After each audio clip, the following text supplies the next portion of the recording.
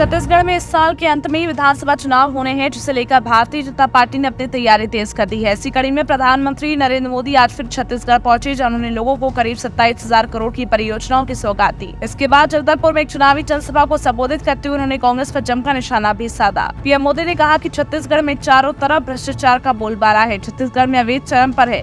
हत्याओं के मामले में भी छत्तीसगढ़ अग्रणी राज्यों में एक माना जाता है। कभी कभी लगता है छत्तीसगढ़ और राजस्थान में प्रतिस्पर्धा हो रही है कि कहां सबसे ज्यादा अपराध ही होगा। प्रधानमंत्री नरेंद्र मोदी ने कहा कि कांग्रेस ने न सिर्फ 5 वर्ष में छत्तीसगढ़ की जो हालत कर दी है, उससे पूरा देश और पूरा राष्ट्र दुखी है। इंदिरा गांधी, नेहरू, प्रधानमंत्री नरेंद्र मोदी कई दिग्गजों की सभा का साक्षी है। लालबाग मैदान भाजपा भी इधर पे हुंकार कर चुके हैं। प्रधानमंत्री ने कहा कि कांग्रेस ने छत्तीसगढ़ को अगर कुछ दिया है तो वह झूठा प्रचार और घोटालेबाज सरकार। उन्होंने कहा कि झूठे प्रचार की आड़ में ये लोगों को आंख में धूल झोंकते हैं और अखंड भ्रष्टाचार करते हैं। उन्होंने कहा कि छत्तीसगढ़ में विकास या तो पोस्टरों और बैनरों में दिखता है या फिर कांग्रेस नेताओं की तैयारियों में ही दिखता हुआ नजर आता है। पीएम मोदी ने जाति आधारित जनगणना कराने की मांग करने वालों को भी करारा जवाब दिया। उन्होंने कहा कि कांग्रेस के नेता कहते हैं कि जितनी आबादी उतना हक। मैं कहता हूँ इस देश में अगर कोई सबसे बड़ी आबादी है तो वह गरीब है, इसलिए मेरे लिए गरीब ही सबसे बड़ी आबादी है और गरीब का कल्याण ही मेरा मकसद है। प्रधानमंत्री ने कहा कि कांग्रेस हिंदुओं को बांटकर देश को बांटना चाहती है। पीएम मोदी ने कहा कि आज नगरनाग आधुनिकतम स्टील करवाने का लोकार्पण हुआ। इस पर छत्तीसगढ़ की